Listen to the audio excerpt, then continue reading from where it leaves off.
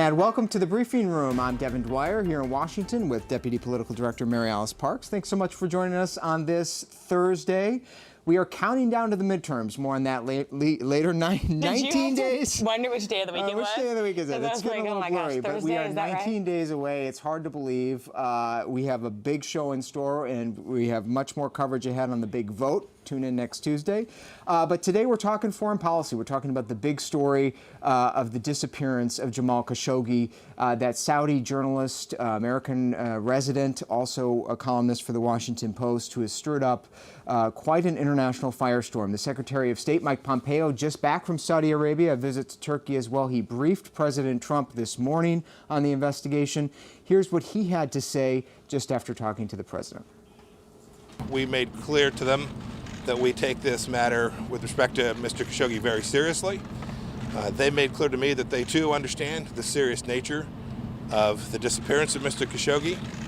They also assured me that they will conduct a complete, thorough investigation of all of the facts surrounding Mr. Khashoggi, and that they will do so in a timely fashion. I told President Trump this morning that we ought to give them a few more days to complete that, So the Secretary of State there asking for a little bit more time for Saudi to get this report together. The Vice President just moments ago, Mike Pence, also weighing in on this, taking a slightly different line. Take a listen to his reaction to where things stand. If what has been alleged occurred, if an innocent person lost their life at the hands of violence, that's to be condemned. If a journalist in particular lost their life at the hands of violence, that's an affront to a free and independent press around the world, and there will be consequences. All right, a tougher line from Mike Pence. This investigation underway. What will the consequences be? What facts will come out? Let's bring in our forward correspondent, Molly Hunter, who's over in Turkey reporting on the latest of this story. Molly, great to have you with us. What do we know about this investigation so far that's being undertaken by the Saudis? And is it your view that it could be a credible investigation? Devin, hey, good afternoon. Basically, all we know about that Saudi investigation is what we just heard from Secretary of State Mike Pompeo. So we're outside here. You can't see it because it's dark, but we're outside the consular residence in Istanbul. And essentially, as I understand it, there are two investigations going on. So there's the Turkish investigation. We've seen forensic experts go in here. We saw a police drone go over. And we've been getting, of course, all of those leaks in Turkish press. We even heard from the Turkish prosecutor today, who said the investigation is credible and well within the law. But as far as the Saudi investigation, I know nothing. I haven't seen any Saudi investigators on the ground. No one in hazmat or forensic suits going into the consulate or the consular residence. And everything that we've heard from Secretary of State Pompeo that it's going to be timely and thorough. And of course, from President Trump, who said that MBS personally promised him this investigation would happen. As far as credibility, the Saudis haven't said anything, you guys, for the last 2 weeks, except that he walked out the door. Jamal Khashoggi walked out the door on his own after entering the consulate on October 2nd. And I think everyone is pretty sure at this point that that's not true. Yeah, it does seem like, according to some reporting just in from the New York Times, the Saudis may be willing, they may be getting ready to walk back that statement that he did, in fact, end up getting killed inside the consulate. So I know you're closely tracking that, Molly. But let's talk a little more Devin, about what evidence. Yeah.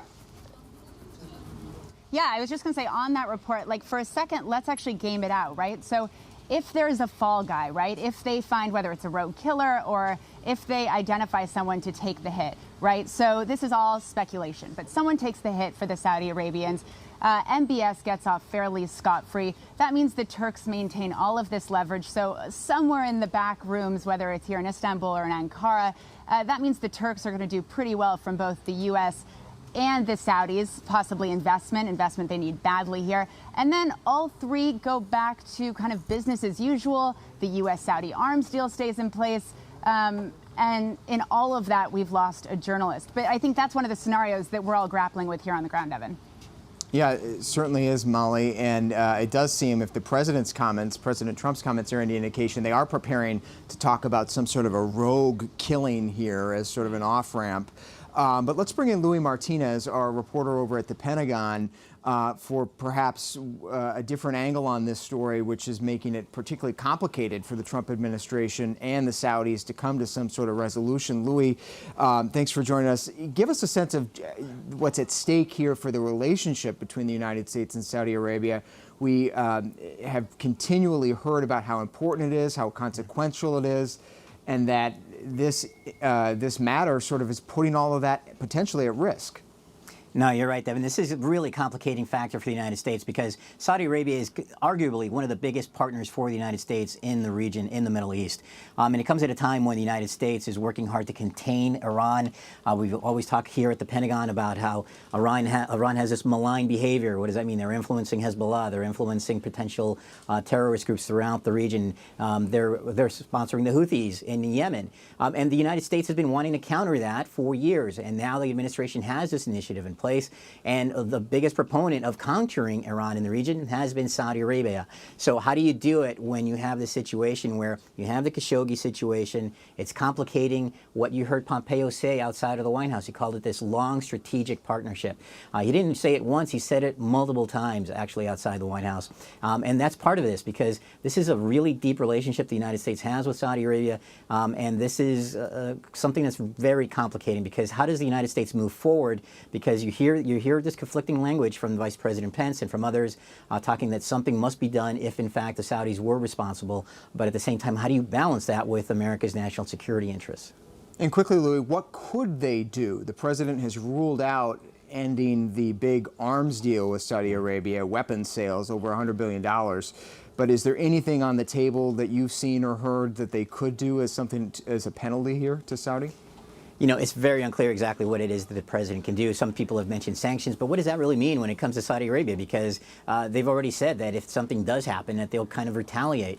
Well, we know how they can retaliate. They're in control of OPEC, and so the oil flow to the United States. The president has a very business-like and economic mind, right? And so when I think if the Saudis play up to that, as a response or retaliation, that's another complicating factor that he doesn't want to get involved in. So I think the president's options are kind of limited. He may file a démarche. You know, that's a State Department language for an international diplomatic complaint with the Saudis. They could raise the voices, as we've already seen. Some of the European countries have gotten together to criticize Saudi Arabia's behavior in this incident. Maybe he could join that and present a united international front in critiquing Saudi Arabia. But in terms of what he could actually do, it sounds to me like it's very limited, considering how much he often plays up this business deal, this deal for $110 billion worth of arms over the next decade between the United States and Saudi Arabia. All right, Louis Martinez at the Pentagon. Thanks so much, Louis. And Molly Hunter in Turkey, before we let you go. We've also been hearing, ABC News has also been hearing from some friends, family close to Khashoggi. There is a human at the center of this tragedy who apparently, very apparently, lost his life. What are we hearing from those close to him? Devin, that's right, and that's so important that we remind people at every turn. I know the investigation is fascinating. All of the diplomatic kind of ties and balancing act in the region are super fascinating, but it's so important. I'm so glad you just reminded everyone that at the center of this is a man, a journalist who believed in free press and who looks like it likely lost his life. But we did hear from a guy named Turan Kilis. He was one of Khashoggi's dearest friends, and when Khashoggi went into the consulate on October 2nd, he gave his fiancée two numbers, and Turan was one of them. And our Ian panel spoke with him last night, and I just want to read a little bit of what he said. So he talked about how as soon as he got the call that Khashoggi was missing, he made some calls. He called officials and he asked what was going on, and he was told that he was dead. And they said, we have audio on this. We know all the details about what transpired. He was killed in a barbaric way, and we have other various evidence on this. Now, he told Ian that he walked, apparently, Jamal Khashoggi walked into the consulate. He was told to sign a document. He refused, and then he was killed. But this squares with all of these really gruesome, really grisly details that have been leaking out into the press for the last 2 weeks. All right, Molly Hunter in Turkey. Thank you so much, Molly, for your reporting and for joining us very late there in Turkey. Thanks so much. And MaryAlice, to bring you into this conversation, we've been talking about the human side of this story as well. And fascinating to see today in the Washington Post a final op-ed column by Jamal Khashoggi himself. It was really powerful to read. His editors had said that they had waited, hoping that they could review it with him, but they're now coming to terms with the fact that that's likely not going to be the case. And it reminded everyone of what this man dedicated his life to. Dedicated his life to the freedom of press, and writing there in his final column that he's worried the Arab world is continuing to crack down on journalists, continuing to crack down on any value of the freedom of the press. So really, with his final words, challenging the U.S. government to continue to be an example in the world and continue to push forward precedent of American values that have always valued the freedom of the press. But obviously, we're raising a lot of questions this week about whether or not the U.S. government is going to go to the mat on this one. Certainly, we will stay on top of it here and check out Jamal Khashoggi's final column at WashingtonPost.com. Moving on now, we are here in the briefing room. We haven't seen Sarah Sanders in quite some time. She's held only 2 White House press briefings since Labor Day. Should we change the name? Maybe we need to change our show. The last briefing was October 3rd, but let me tell you, MaryAlice, you've looked at the numbers as well. The president himself has been on a historic media blitz, unlike anything ABC News has been able to find in comparison, and over the last 11 days, taken something more than 300 questions, and a number of pool sprays, impromptu press conferences, South Lawn media avails. Our John Carl crunched the numbers. To give you a little flavor, if you haven't heard enough from President Trump, here's a little mashup of all the media appearances the president has had in just the past week. Take a look. Any other questions? Any other questions? Any questions, please? We're going to do whatever we can do to get it slowed down. I feel very comfortable here. It was incredibly powerful. You've seen the destruction. We will miss you. We'll be speaking all the time, but we will miss you nevertheless, and you have done a fantastic job, and I want to thank you very much. As you know, we've just gotten tremendous polling numbers. The farmers have been so terrific, and they produce great product. I think the Republicans are going to do great in the midterms. They come in illegally, and they use children. We have a country that's doing probably better economically than it's ever done before. It's going to have a huge positive impact. I hear they have thousands of people lined up, and so we are in a little bit of a quagmire. We're going to leave nothing uncovered. Okay, what else? We'll get down to the bottom of it. We went a big step when we took away that ridiculous deal that was made by the previous administration.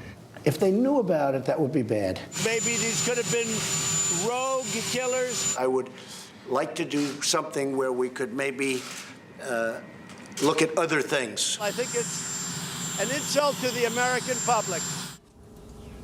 All right, a flavor of the unprecedented media blitz. In fact, one White House official told us, MaryAlice, they see no need to hold press briefings, press conferences by the staff, the president himself taking so many questions. Striking. The press used to be the enemy of the people. Now he's sort of using them. What's behind this?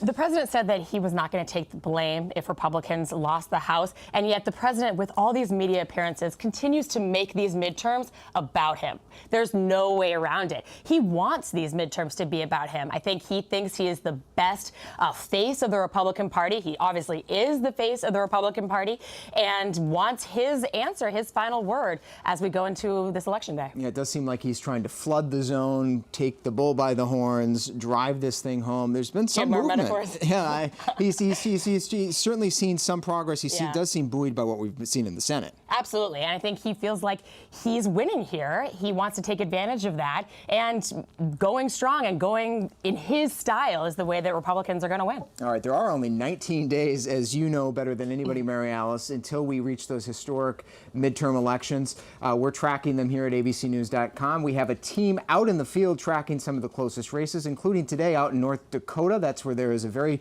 tight Senate race. Heidi Heitkamp fighting to keep her seat, the Democratic senator out there. And that's where we find our Cheyenne Haslet. She's been reporting on the ground today. There, Cheyenne, great to see you. Give us the mood on the ground. There's a big debate tonight, 19 days away, between Heidi Heitkamp and Republican Kevin Cramer. Yeah, and people here know that it's 19 days away. As you mentioned, Senator Heidi Heitkamp is the Democratic incumbent here in a state, and she won by only 3,000 votes in 2012. It was a tight race then, and this year she's facing Trump-endorsed Republican Representative Kevin Cramer in a state that the president won by 36 percentage points in 2016. So the issues that I've talked to voters about the most here are in this heavy agricultural state. tariffs in the economy, as well as healthcare. Healthcare certainly a top topic in many parts of the country. In the state you're in, North Dakota, Cheyenne, also a brewing controversy that you've been reporting on involving voter ID and the voter ID law in North Dakota. Tell us a little bit about that. There's a strict new rule just in place now for the general election there that has a significant impact on Native American voters. Yeah, this new voter ID law has created some chaos here, and it was upheld by the Supreme Court just last week. But essentially, as I mentioned, Senator Heitkamp won this state by just about 3,000 votes in 2012, and a key block for her was the Native American vote, and that the Native American voters here do feel that this voter ID law suppresses their votes. So what this new law does is it requires that voters show up to the polls with a state or tribal issued ID with a residential address on it. The problem that poses for Native Americans is that they're in really rural districts here, or states here, areas here. I'm in Fort Yates, right outside of the Standing Rock Reservation, and they often don't use residential addresses. They instead use P.O. boxes. That's where they get their mail, that's where they get their packages. And so they don't have these residential addresses on their IDs when they go to vote. The percentages now under the new law of people who do, Native Americans who do have this information, is about 35%. So they feel that their votes are going to be suppressed, and that it's in a really important year where thousands of votes, a few thousand votes, could really make the difference in the Senate race here and in who controls the Senate nationwide. So I spoke to a voter earlier who told me a little bit about why he feels that his vote especially matters, and you can hear what he said. Why they are restricting us to vote is like unconstitutional, because we have a right to vote despite where we live. We're all humans, you know, and we all, you know, want the right people in these offices. So we need to vote the right people in. Yeah, and so what they're trying to do here, they hope to really galvanize voters, that this Supreme Court decision will actually get people out. I talked to one tribal council member just inside this building who said that they've been fighting government since 1492, and that they hope that an attempt to potentially, what they see as an attempt to suppress their votes, will actually get people out to the polls instead. And they're working on producing more state IDs and tribal letterhead that can get voters the documents that they need by November 6th. All right, great work out there, Cheyenne Haslet, for us out in North Dakota. Big debate tonight. We will look forward to seeing your reporting tomorrow in The Note at abcnews.com. Cheyenne, thank you so much for that report. And MaryAlice, fascinating to me, not just in North Dakota, but a number of states that you've been tracking that have had these new voter ID laws in place.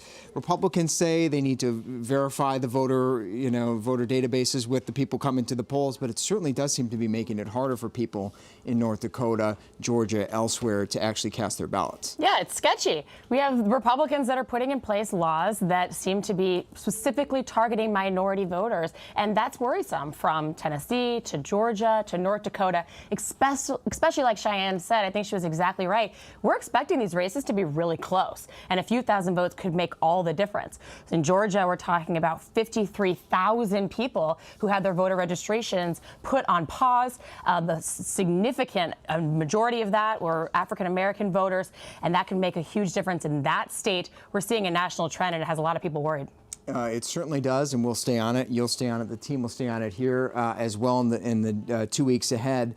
Finally today, the president as well dipping his toe into this fight over minority voters. Today, taking on the issue of immigration again, attacking Mexicans in two sets of tweets this morning, and those from Latin America traveling up into this country.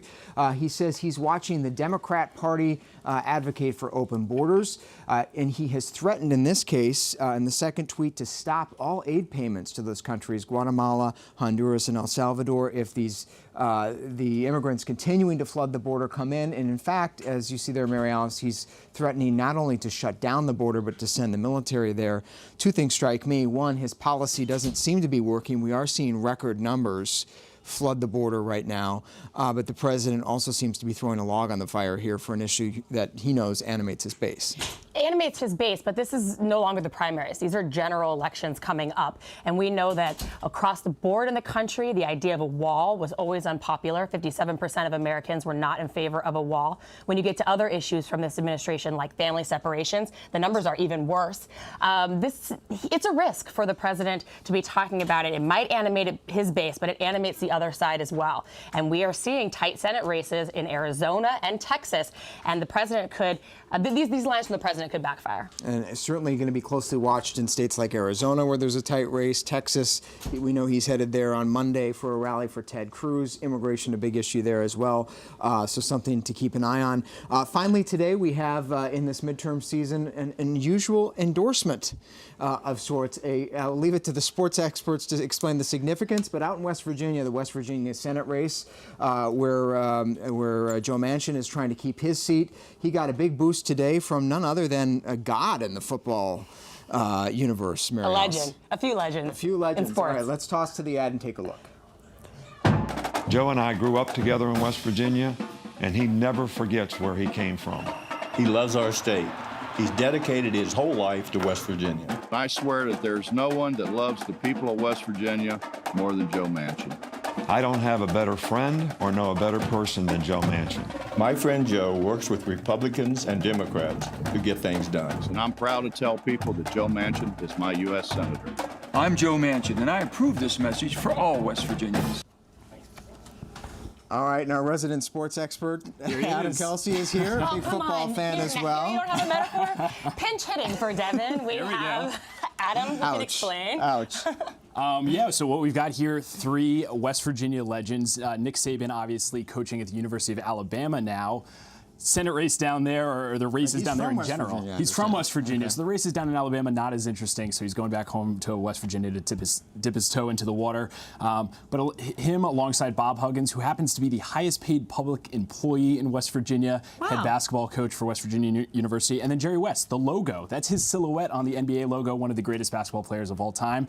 The thing that's interesting to me, if I may for a second, is that we've heard all this story about Colin Kaepernick sticking to sports. People have said, stay out of politics, stay out of these issues. So it's interesting to see Democratic senator, somebody who's trying to court independent voters and Republicans in West Virginia, having folks from the universe of sports now dipping their toe, like I said, into politics. And how big a deal is this in West Virginia? I mean, these are 2 pretty big sports figures. I mean, it's a nice ad for him. It's a good. Joe Manchin's ahead right now in most polls. It's a good ad. You know, that's a state that the president won by double digits, and yet Joe Manchin, a Democrat, seems to be okay at this point. Polls have him slightly ahead. He's not seen as one of the most vulnerable sitting Democrats. There are others across the country in much more trouble. And I think part of that is that he plays to the middle. He knows his state. He's also been running these op-eds where he's co-authoring them with Republicans. He knows how to win there, and it's looking like he might be able to eke this one out too. All right, a big boost today for Joe Manchin, and that's all for us here on the briefing room. Great to have Adam jumping in. For MaryAlice Parks, I'm Devin Dwyer. Follow the latest on these elections at abcnews.com and on ABC News app on your phone. And join us tomorrow for the briefing room and next Tuesday for the big vote. We'll see you next time.